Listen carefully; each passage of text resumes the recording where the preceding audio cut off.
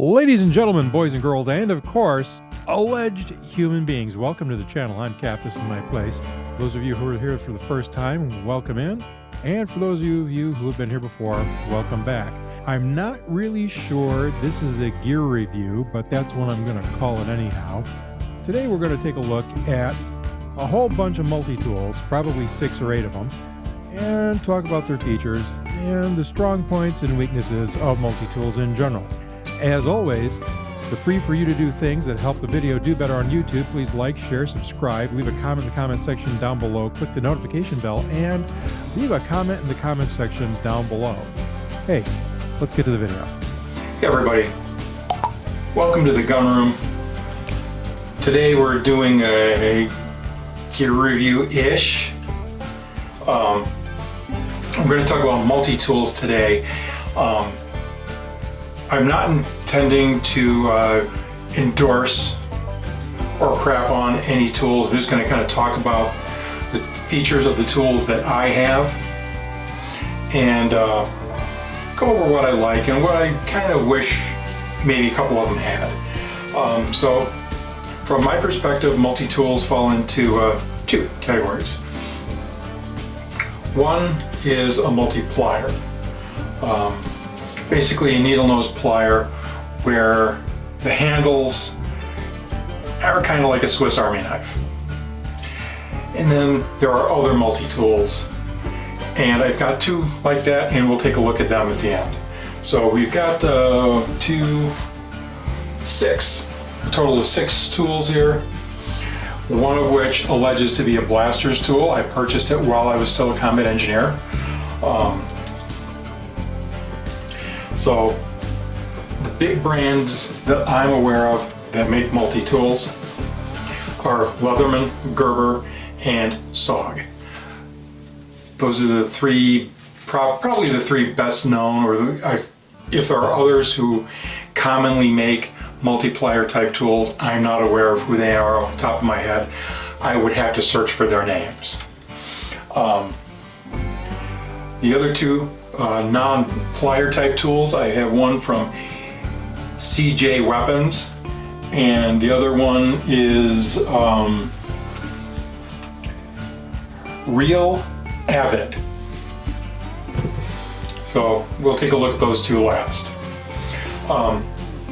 So far as multipliers go, generally they have some of the following features in common.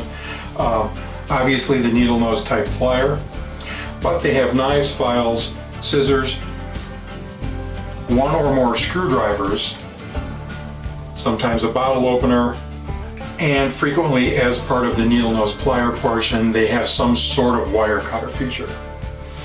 Other features that they may have: pocket clips, rulers, interchangeable bits, which are nice, a marlin spike of some sort for working with rope, or in the case of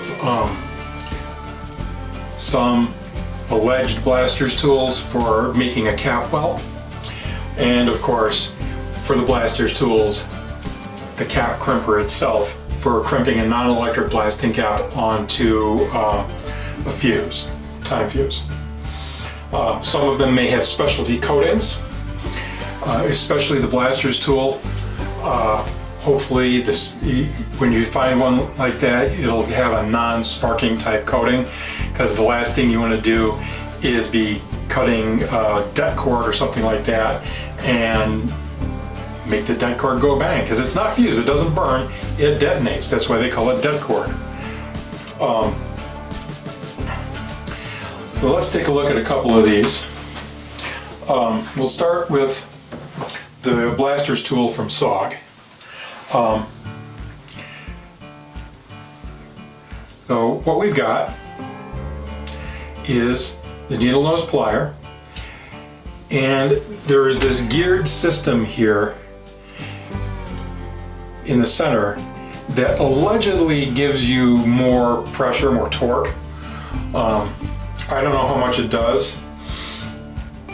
The other thing that they've done, and I'm not too sure now that I look back on this purchase, the cap crimper is down underneath the plier in this space here. Okay, not in the plier itself. SOG claimed when they were selling this, and I don't know if they still are, that having the cap crimper up here in the needle nose would make the needle nose plier portion weak. I could do without this big serration here. I've never used it on any of these. I would have preferred to have the cap crimper up there. It would have worked more like an issue cap crimper.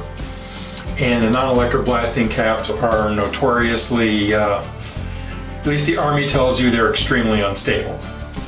I don't know that they actually are, but I wouldn't want to have to maneuver this handle around the cap that I was about to crimp while holding onto the cap. On the other hand, it has both metric and imperial measurements on the handle.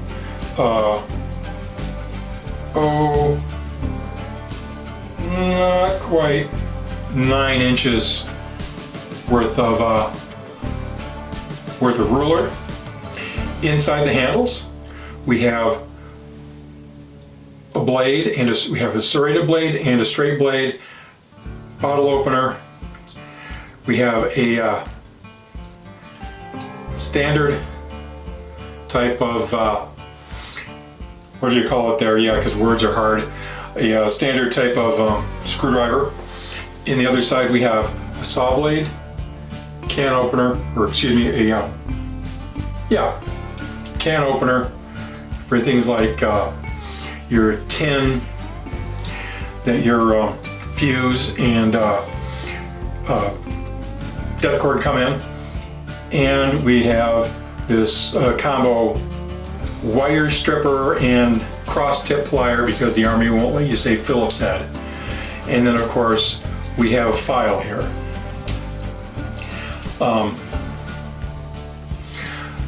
They're good quality. They haven't come loose. I've had this since 1991 or 2. The other two full-size multi-tools I've got are both from Leatherman. This one is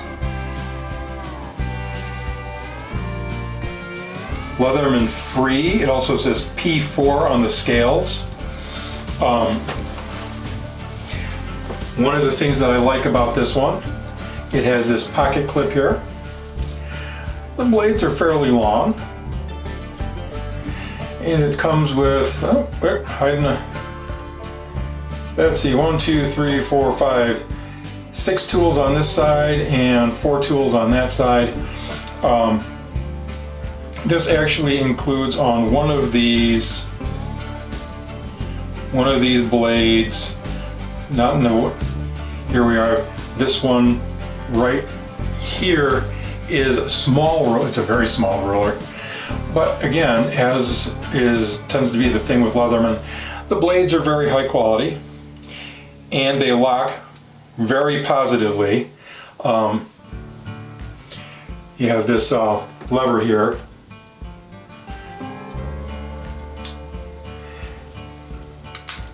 I've never had any of them slip or open up when they weren't supposed to. They clip closed.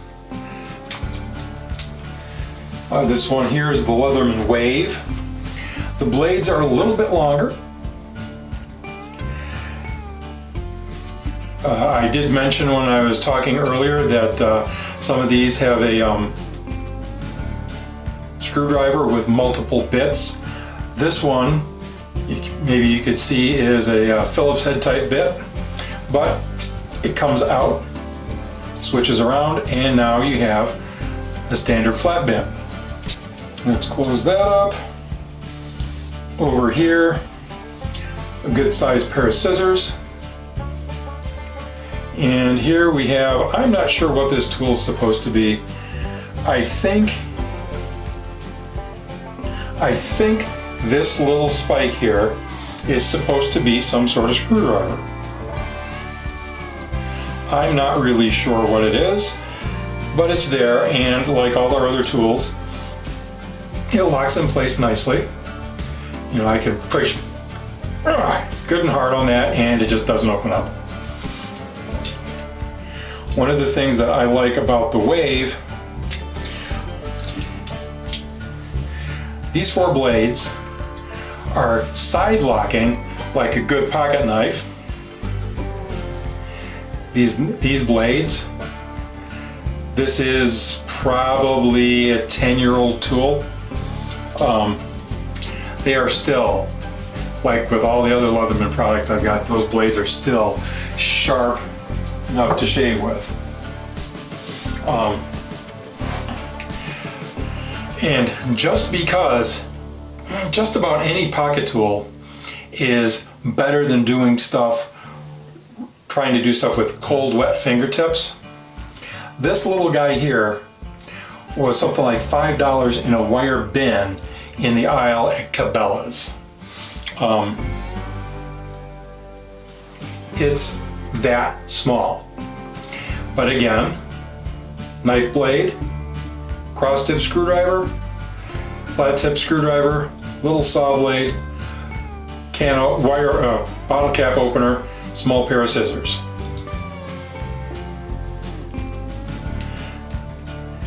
And it's sprung. Now, let's take a look at the other two. The first one that I want to take a look at that's not a multi-plier but is a multi-tool is this one from Real Avid. I don't know if they're still in business. Gun Tool AMP. This one is specifically for the M1911. As a matter of fact, if I hold still for a minute so you can actually see it, you can see the right here is a bushing wrench for the M1911's bushing. So I give this a little